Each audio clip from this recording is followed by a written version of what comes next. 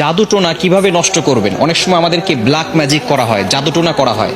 আপনি আপনার উপরে কেউ তাবিজ করেছে কিনা, কিভাবে আপনি জাদুটোনা নষ্ট করবেন, কারো কাছে যেতে হবে না, আপনি ঘরে বসেই নিজে নিজে এই জাদুটে নষ্ট করতে পারবেন। বিশেষ করে আমাদেরকে সতর্ক থাকতে হবে। অনেক সময় আমরা বিভিন্ন মানুষের কাছে যাই এবং আমরা সেখানে গিয়ে বলি আমাকে একটু হাজিরা করে দেখেন যে আমার ভিতরে কোনো জিন আছে কিনা। তারা তো ঠিকই, যদি জিন নাও থাকে আপনার উপরে জিন একটা চালান করে দিবে, এরপরে আপনার কাছ থেকে বারবার এই জিনের মাধ্যমে ডিস্টার্ব করিয়ে আপনার কাছ থেকে টাকা খাবে। এজন্য আপনি কারো কাছে যাবেন না, নিজে ঘরে বসেই আপনি আপনার জাদুটোনা দূর করতে পারবেন, জাদুটাকে নষ্ট করে দিতে পারবেন। বর্তমান সমাজে ম্যাক্সিমাম সময় দেখা যাচ্ছে যে আত্মীয় স্বজন, একেবারে কাছের মানুষগুলো আপনাকে জাদুটোনা করে আপনার জীবনটাকে নষ্ট করে ফেলবে। অনেক সময় দেখবেন কিভাবে বুঝবেন, আপনি অনেক সময় অসুস্থ হয়ে পড়ছেন, কিছুই ভালো লাগে না, ঘরে ভালো লাগে না, দোকানে ভালো লাগে না, ব্যবসায়িক প্রতিষ্ঠানে ভালো লাগে না, অথবা ব্যবসায় বারবার লস হয়ে যাচ্ছে, অথবা সংসারে কোনো শান্তি নাই, স্বামী স্ত্রীর ভিতরে ঝগড়া হচ্ছে, অথবা কোনো মেয়ের বিয়ে হচ্ছে না। এই ধরনের কারণগুলো হচ্ছে ব্ল্যাক ম্যাজিক করা, জাদুটোনা করা। এটা হচ্ছে তার লক্ষণ। জাদুটোনা করেছে কিনা তার লক্ষণ হচ্ছে বারবার অসুস্থ হয়ে যাওয়া, বিভিন্নভাবে আপনি অসুস্থ হয়ে পড়ছেন। মেয়েটার বিয়ে হচ্ছে না, বারবার পাত্র আসে, দেখে সবকিছু ঠিকঠাক থাকে, যেদিন বিয়ে ডেট দিবে তার কিছুদিন আগে বলে বিয়ে করবো না। এরকম অনেকে হয়, অনেকে আমাদের কাছে ফোন দিয়ে বলে।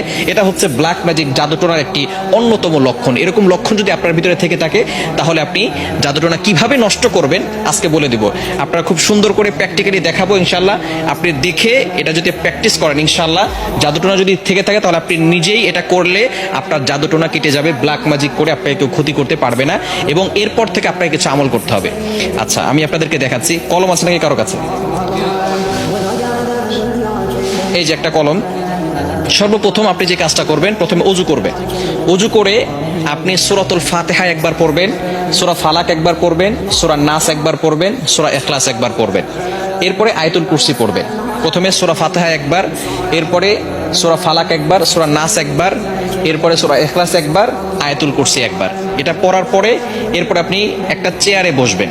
অজু অবস্থায়, পবিত্র অবস্থায় চেয়ারে বসবেন। মনে রাখবেন কোরআনের ভিতরে আল্লাহ তাআলা শিফা দিয়েছেন। আল্লাহ তাআলা নিজেই বলে দিয়েছেন 15 নম্বর পারা 9 নম্বর পৃষ্ঠা 2 নম্বর লাইন সূরা বানী ইসরাঈলের 82 নম্বর আয়াতে আল্লাহ তাআলা বলছেন, ওয়া নুনাজ্জিলু মিনাল কুরআন মা হুয়া শিফাউ ওয়া রাহমাতুল লিল মুমিনিন।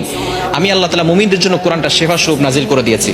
প্রথমে আপনি বসবেন একটা চেয়ারের উপরে, পবিত্র হয়ে, অজু করে পবিত্র হয়ে তারপরে বসবেন। বসার পরে একবার সূরা ফাতিহা পড়বেন, এরপরে আপনি সূরা ইখলাস, সূরা ফালাক, সূরা নাস পড়বেন, এরপর আয়াতুল কুরসি পড়বেন। এরপরে আপনি 7 বার সূরা ফাতিহা পড়তে হবে। আউযুবিল্লাহ বিসমিল্লাহ সহকারে এই যে একটা ছুরি নেবেন ডান হাতে, এটা আমি পেন দিয়ে দেখাচ্ছি, আপনি একটা ছুরি নেবেন। ডান হাতে একটা ছুরি নিয়ে আপনি মাথার উপরে রাখবেন, এভাবে রেখে আউযুবিল্লাহ বিসমিল্লাহ সহকারে সূরা ফাতিহা পড়বেন। পড়ে আপনি ছুরিতে ফু দিবেন।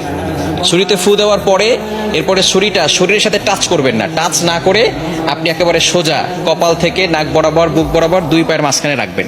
আপনি বসে আছেন, বসে থাকার পরে আপনি একটা ছুরি হাতে নেবেন। প্রথমে পবিত্র হলেন, সূরা ফাতিহা পড়লেন, ইখলাস পড়লেন, ফালাক পড়লেন, নাস পড়লেন, আয়াতুল কুরসি পড়লেন। এরপরে ছুরিটাকে আউযুবিল্লাহ বিসমিল্লাহ সহকারে সূরা ফাতিহা পড়ে ছুরিতে ফু দিবেন।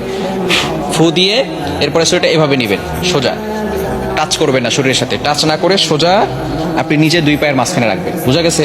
এভাবে একবার করলেন। আবারও আউযুবিল্লাহ বিসমিল্লাহ সহকারে সূরা ফাতিহা পড়বেন, শুধু সূরা ফাতিহা পড়ে ছুরিতে ফু দিবেন। ফু দিয়ে আপনি এটাকে সোজা নিয়ে যাবেন ইনশাআল্লাহ। এভাবে 7 বার করলে যদি কেউ আপনাকে ব্ল্যাক ম্যাজিক করে, জাদুটোনা করে, সেহের করে, তাহলে আপনার সেটা কেটে যাবে, আর কোনো সমস্যা হবে না। এরপর থেকে আপনাকে যাতে করে আর কেউ জাদু করতে না পারে, মাস্ট বি আপনাকে 5 ওয়াক্ত নামাজ পড়তে হবে। এবং কেউ যাতে করে জাদু করে, তাবিজ করে আপনাকে কোনো ক্ষতি করতে না পারে, 5 ওয়াক্ত নামাজ পড়ে আয়াতুল কুরসি, 4 কুল, সূরা বাকারা শেষ 2 আয়াত এগুলো পড়ে বুকে ফু দিবেন এবং হাতে ফু দিয়ে পুরো শরীরকে মাসাজ করে দিবেন।